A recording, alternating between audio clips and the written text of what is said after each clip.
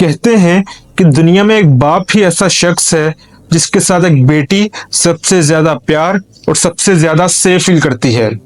लेकिन अगर ऐसा हो कि वो बाप ही अपनी बेटी की जान का दुश्मन बन जाए, उस पे जुल्म ढाए और उस पे टॉर्चर करे, तो एक बेटी के लिए इससे ज्यादा अजियत और तकलीफ दे और क्या हो सकता है। आज हम बात करेंगे एक ऐसे ही केस के बारे में जिसमें एक बच्ची अपने बाप और सौतेली माँ के टॉर्चर से जान की बाजी हार जाती है। लंदन से 36 किलोमीटर दूर सर्रे के टाउन वॉकिंग में इस घर के पीछे एक ऐसी कहानी छुपी थी जिसने पूरी दुनिया को हिलाकर रख दिया। 10 अगस्त 2023 यूके पुलिस को इस घर से कंबल में लिपटी इंतहाई जख्मी हालत में एक 10 साला बच्ची की लाश मिलती है। उस बच्ची का नाम था सारा शरीफ। पोस्टमार्टम रिपोर्ट के मुताबिक सारा की बॉडी पर 100 से ज्यादा इंटरनल और external injuries, 25 bone fractures, brain injury, पाँव पर गर्म पानी के निशान, गला दबाए जाने, बॉडी के डिफरेंट पार्ट्स पर ह्यूमन बाइट्स और इस्त्री से जलने के निशान थे। आखिर ये मासूम सी गुड़िया इस हाल तक पहुंची कैसे? मेरा नाम है बिलाल अमीन और आप देख रहे हैं द केस ऑफ सारा शरीफ। बरस की बच्ची सारा शरीफ का कत्ल case. 10-year-old Sarah Sharif, who was found dead. 10-year-old Sarah Sharif has shocked the UK. 9 अगस्त 2023 सारा की बॉडी मिलने से एक दिन पहले यूके पुलिस को पाकिस्तान से कॉल आती है जिसमें वो शख्स रोते हुए बताता है, I killed my daughter. Take a deep breath and tell me what's happened. I cannot. I physically punished my Okay. daughter and she died. Your daughter has died. I killed my daughter. I killed my daughter. How have you killed your daughter? I beat her up. It wasn't my intention to kill her, but I beat her up too much.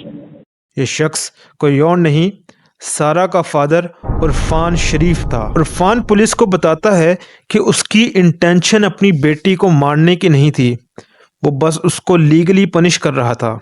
उस घर में 9 लोग रहते थे।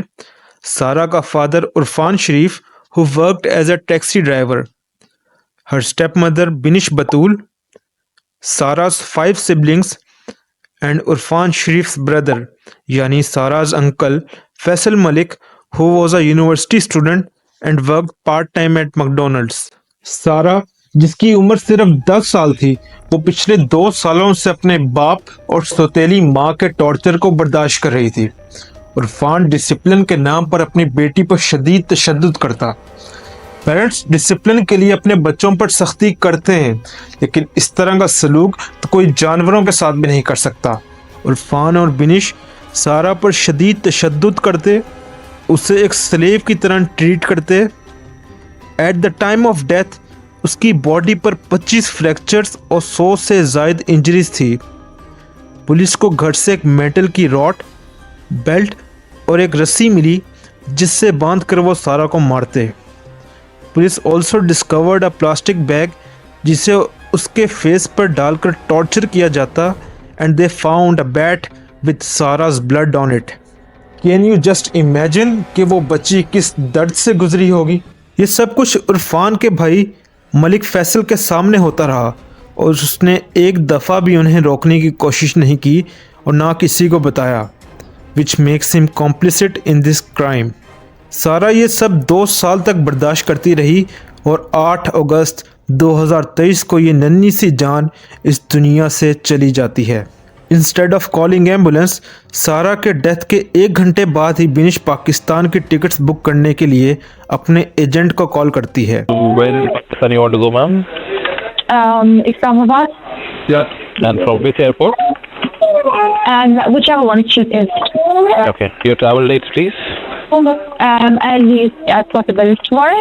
ये screen पर जो picture आप देख रहे हैं ये उस वक्त की है जब इरफान और बिनिश अपने बच्चों के साथ यूके से पाकिस्तान भाग रहे थे। 9 अगस्त 2023 इरफान, बिनिश, फैसल और अपने 5 बच्चों समेत पाकिस्तान पहुंचने के 1 घंटे बाद ही यूके पुलिस को कॉल करके अपना क्राइम कन्फेस करता है। पोस्टमार्टम रिपोर्ट आने के बाद police started international hunt to locate the suspects.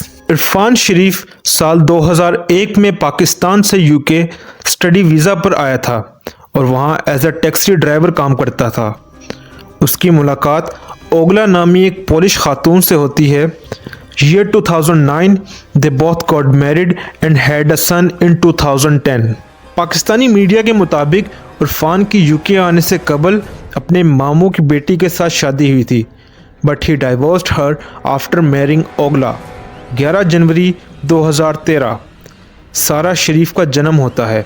ओगला नहीं चाहती थी कि उनके बच्चों की परवरिश मुस्लिम्स के तौर पर हो। साल 2015 कपल की डाइवोर्स हो जाती है। शुरू में तो सारा और उसका भाई अपनी मां ओगला के पास रहते हैं, लेकिन 2019 में उनकी कस्टडी इरफान को मिल जाती है। इरफान की तीसरी शादी बिनिश बतूल के साथ होती है, जिससे उनके 4 बच्चे होते हैं। यहाँ पर मैं आपको एक और बात बताता चलूँ कि बिनिश की भी इरफान से ये तीसरी शादी थी। इरफान, बिनिश और फैसल अपने बच्चों के साथ सर्रे के टाउन वॉकिंग में रहने लगता है और ओगला को बहुत ही कम अपने बच्चों से बात करने दी जाती है।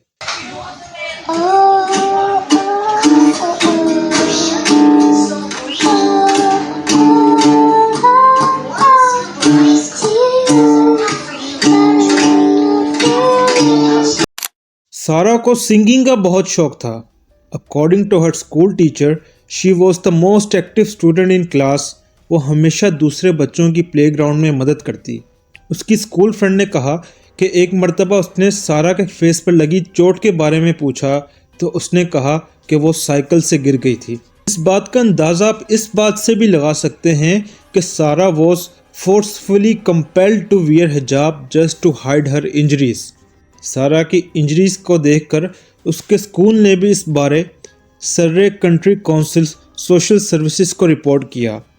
काउंसिल स्टार्टेड इन्वेस्टिगेटिंग इट, लेकिन इरफान ने होम स्कूलिंग के नाम पर सारा को स्कूल से निकाल दिया, जिसकी वजह से काउंसिल को भी अपनी इन्वेस्टिगेशन रोकनी पड़ती है। होम स्कूलिंग तो जस्ट एक बहाना था सारा पर किए जाने वाले टॉर्चर को छुपाने के लिए। पुलिस को सारा के घर से एक बर्थडे कार्ड मिला जिसमें वो अपने फादर के लिए लिखती है, I love you dad.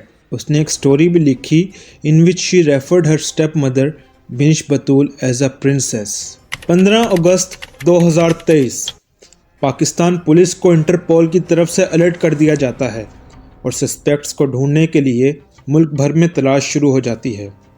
Irfan, बिनिश, Faisal अपने 5 बच्चों के साथ सियालकोट के एक गांव अपने रिलेटिव रासिख मुनीर के घर छुप जाता है। पुलिस को मुनीर पर शक था और वो अक्सर रात को सारा के पेरेंट्स को ढूंढने के लिए मुनीर के घर पर रेड करते, मगर मुनीर उनको घर के पिछले दरवाजे से फसलों के अंदर छुपा देता था। मुनीर का कहना था कि वो जानता था कि इन्होंने सारा का कत्ल कर दिया है, लेकिन उसने सिर्फ बाकी बच्चों की खातिर इरफान और बिनिश के छुपने में मदद की। 3 हफ्तों की तलाश के बाद पुलिस बिल आखिर सारा के दादा मोहम्मद शरीफ के घर से 5 बच्चों को ढूंढ लेती है, मगर इरफान, बिनिश और मलिक फैसल वहां मौजूद नहीं थे। मीडिया को इरफान और बिनिश की एक वीडियो क्लिप मौसूल होती है जिसमें बिनिश सारा की मौत को एक इंसिडेंट का नाम दे देती है और बताती है कि किस तरह पाकिस्तानी पुलिस के हाथों टॉर्चर होने से बचने के लिए वो छुप रहे हैं। Sarah's death was an incident. We are willing to cooperate with the UK authorities and fight our case in court. Police Irfan को ढूंढने के लिए उसकी फैमिली पर प्रेशर बढ़ा देती है। पुलिस के बढ़ते दबाव और अपने बच्चों को खो जाने के बाद जब इरफान को इस बात का अंदाज़ा हो जाता है कि अब उसके बचने का कोई रास्ता नहीं, तो वो बिनिश और अपने भाई फैसल के साथ यूके जाकर सरेंडर करने का इरादा कर लेता है। 13 सितंबर 2023 बिनिश, इरफान और फैसल गेटविक एयरपोर्ट पर लैंड होते हैं और प्लेन की लैंडिंग के 60 मिनट बाद ही पुलिस उनको अरेस्ट कर लेती है। अगले रोज पुलिस इन तीनों से इंटेरोगेशन स्टार्ट करती है और इनकी वीडियोस रिलीज करती है। What happened to Sarah? No comment. Do you love Sarah? No comment. 7 अक्टूबर 2024 तमाम एविडेंसेस और इन्वेस्टिगेशन कंप्लीट होने के बाद यूके की कोर्ट में इन तीनों का ट्रायल स्टार्ट होता है। इनिशियली तो इरफान सारा पर हुई बर्बरियत का जिम्मेदार बिनिश को ठहराता है और कहता है कि जब वो काम पर जाता था तो पीछे बिनिश सारा पर शदीद टॉर्चर करती। पाकिस्तान आने का प्लान और कन्फेशन कॉल भी उसने बिनिश के कहने पर की थी। However, due to lack of evidences बाद में इरफान इन सब की जिम्मेदारी कबूल कर लेता है। वो कन्फेस करता है कि वो इस्त्री और गर्म पानी से सारा को जलाता और उसको क्रिकेट बैट से मारता। वो कोर्ट में बार बार ऊंची आवाज़ में कहता, I did not want to hurt her, I did not want to harm her. Seriously, अपनी बेटी को इस कदर दरिंदगी से मारने के बाद भी ये हैवान सिफ्त इंसान कितनी आसानी से ये सब कुछ कह रहा था। 17 दिसंबर 2024 कोर्ट अपना फैसला सुनाती है। इरफान को 40 और बिनिश को 33 साल कैद की सज़ा सुनाई जाती है। फैसल डायरेक्टली सारा पर टॉर्चर में इन्वॉल्व नहीं था, लेकिन उसने कभी उस पर जारी टॉर्चर के बारे में किसी को इन्फॉर्म नहीं किया। वो चाहता तो पुलिस को इन्फॉर्म कर सकता था, लेकिन उसने उस मासूम सी बच्ची को बचाने के बजाय अपने भाई और भाभी की हिवानगी पर पर्दा डाला। कोर्ट ने फैसल को 16 साल कैद की सज़ा सुनाई। सारा is now buried in Poland, close to where her mother Ogla lives. Sarah's voice may be silent now, but her story speaks volumes. इस कदर जुल्म और तकलीफ के बाद भी सारा always had a beautiful smile on her face and faced all the cruelty with braveness. इस केस से हमें कुछ बातें सीखने को मिलती हैं। We should always ensure that no other child suffers in silence. Parents अपने बच्चों पर सख्ती करते हैं, लेकिन अगर आपको लगे कि if someone is in danger, please contact local authorities और कॉन्टेक्ट चाइल्ड प्रोटेक्शन सर्विसेज। क्या पता आपका लिया गया एक स्टेप किसी को जिंदगी भर के अजाब से बचा ले। अपना और अपना इर्द गिर्द लोगों का ख्याल रखें। मिलते हैं अपने अगली वीडियो में, तब तक के लिए अल्लाह हाफिज।